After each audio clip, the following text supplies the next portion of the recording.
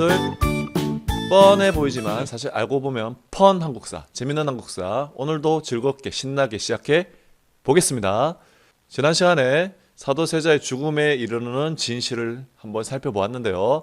1탄이었습니다. 오늘 뒤이어서 세자의 운명은 어떻게 전개될 것인지 한번 살펴보겠습니다.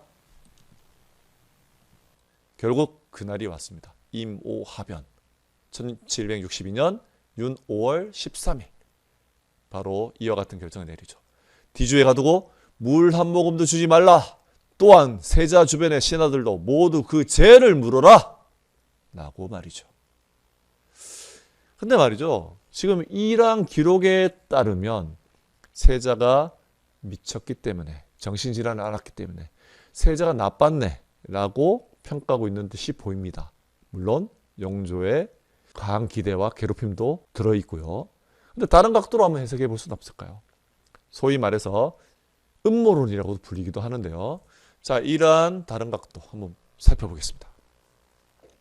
아이고 왕세자님, 이게 어인일이올까 엉엉엉 하고 울고 있는 신하들이 있습니다. 저 디주에 갇힌 사람은 당연히 사도세자가 되겠네요. 저 위에 저 신하들은 울고 있네. 근데 표정은 어때요? 웃고 있는 것 같지 않나요? 그리고 뭐 하고 있어요? 누르고 있죠. 나오지 못하도록.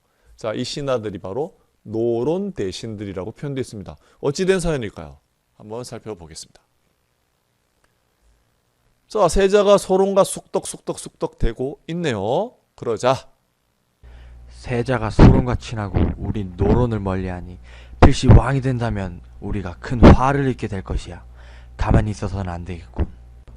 당시 비록 영조의 탕평 정치 중에 소론이 일부 등용되기도 하지만 처음 왕위에 오를 때부터 노론의 힘을 얻었던 영조로서는 아무래도 노론의 입장에 같이할 수밖에 없었고, 이는 곧 노론의 일당 전제화로 이어졌다. 대리청정을 하게 된 사도세자는 이러한 붕당 정치가 변질된 모습에 부정적인 입장을 가지게 되었다. 전하, 세자 저하께서는 학문을 게을리하고 함부로 살생하며 전하를 물러나게 할 반역까지 준비하고 있다옵니다. 무엇이라! 자, 결국 이 내용을 봤을 때 이런 생각도 해볼 수 있지 않을까요? 붕당 정치가 변질되어 왔습니다. 노론이 일당 전제하, 상대당을 인정하지 않고 누르고 우리 당 노론 일파만 모든 권력을 가지겠다라는 움직임을 보였다는 거죠. 이러한 움직임은 왕권에게 침해되는 요소가 있었고, 또한 정치적인 움직임에 혼란을 많이 부여했던 거죠. 자, 이러한 모습의 부정적인 사도세자. 그렇다면 노론이 사도세자를 좋아하지 않았겠죠. 그렇게 볼 수 있지 않을까요?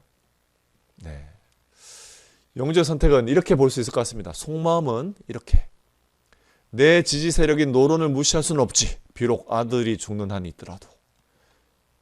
그리고 말이야, 영특한 세손이 있으니 여기에 희망을 걸어볼 수 있지 않을까? 결국 이러한 생각 속에서 그 아들 사도세자는 죽음에까지 이르르지 않았을까? 안타까운 일이 아닐 수 없습니다. 자, 그 아들 세손, 이 아들은 이름이 이산이라고 하는데요. 자, 당연히 노론이 사도세자를 싫어했다면 이 아들인 이산도 싫어했겠죠.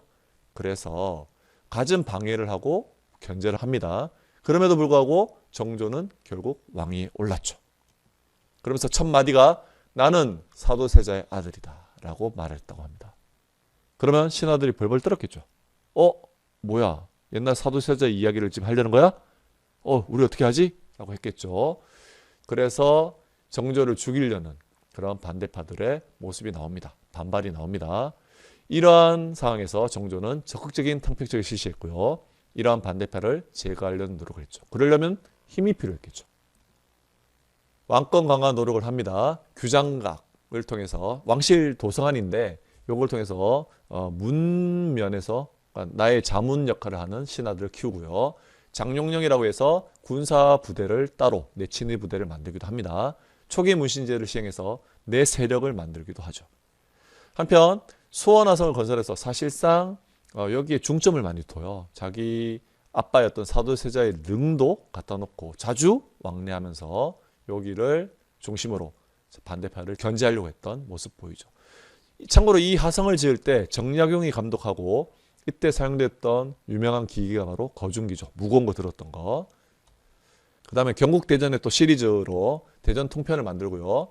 신의 통공이라고 통공 정책을 해서 금난정권을 없앴어. 즉 특정 상인들에게 주던 권리를 부정하고 모든 상인들이 장사를 자유롭게 할 수 있도록 허용해줬다. 통하게 해줬다. 라는 정책입니다. 그런 한편 우리 설이 뭔지 알죠? 정실 부인의 자식 말고 첩의 자식을 얘기하는 겁니다. 자, 서자, 얼자를 합친 말인데 이들에 대한 차별이 많았었는데 이 차별을 완화해서 중요 관직에 예를 들면 규장각, 검사관 같은 자리에 앉히기도 했다고 합니다.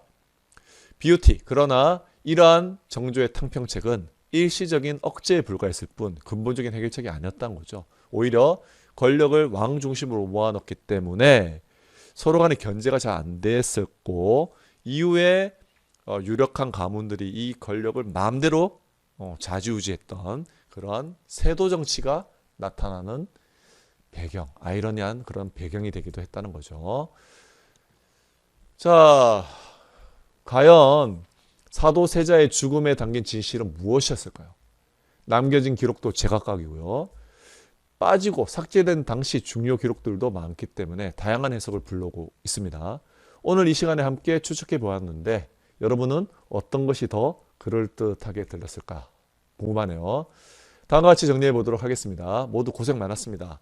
다음 시간에 또 만날게요. 안녕.